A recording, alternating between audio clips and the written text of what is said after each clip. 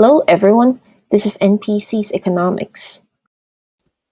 In the United States, labor force participation rate peaked in April 2000 at 67.3%, and then it had been on a downward trajectory since then. In March 2024, it stands at 62.7, almost 5 percentage points below the peak. The current labor force participation rate is comparable to 1977's. After 2000, the decline in labor force participation rate accelerated during and after the Great Recession. Long-run changes in labor force participation may reflect secular economic trends that are not related to the overall health of the economy. For instance, demographic changes such as the aging of population can lead to a secular increase of exits from the labor force, shrinking the labor force and decreasing the labor force participation rate. Another commonly cited reason is that people aged under 25 are staying in school longer, contributing to the falling labor force participation. On the other hand, the labor force participation rate among the prime working age population, defined as those aged 25 to 54, stands at 83.4 in March 2024, not too far from the peak of 84.6 in January 1999.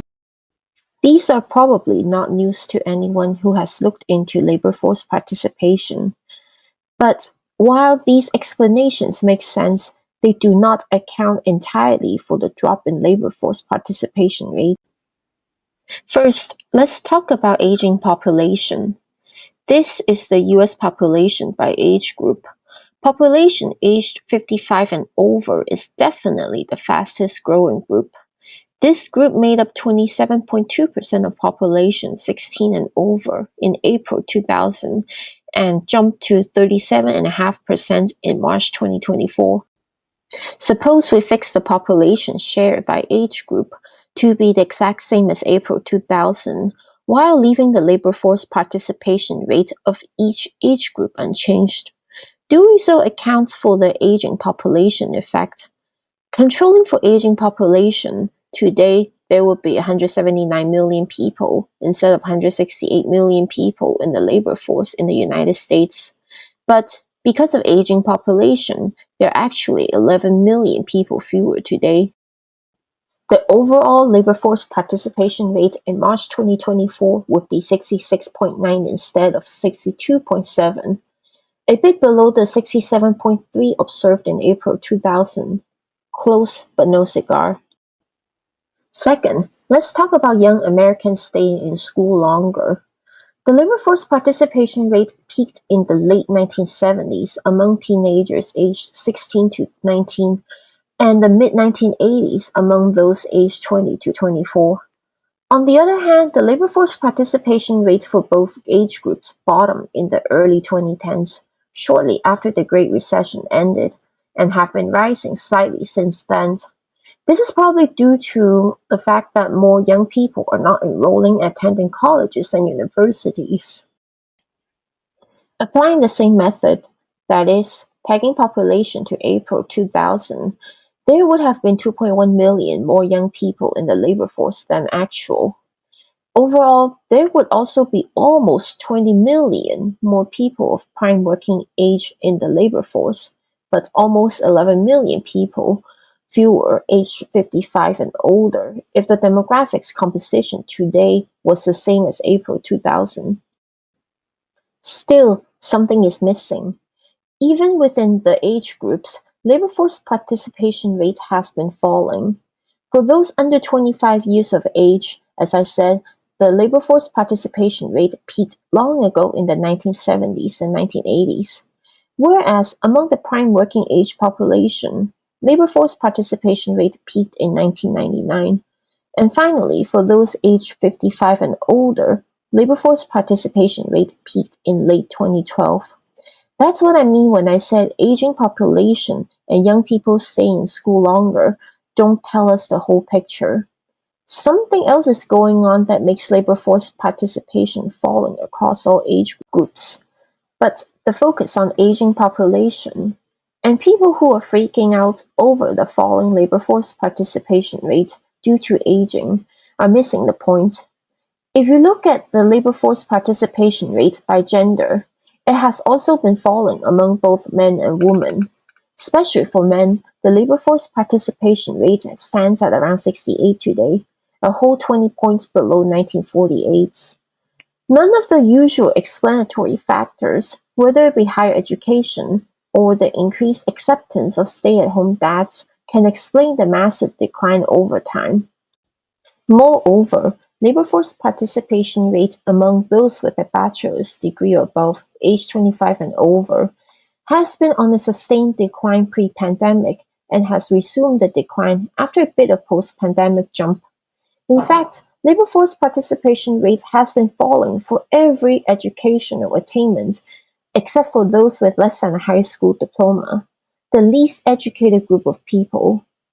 More people than before obtaining tertiary education, but more of them are also not going to their wage cages.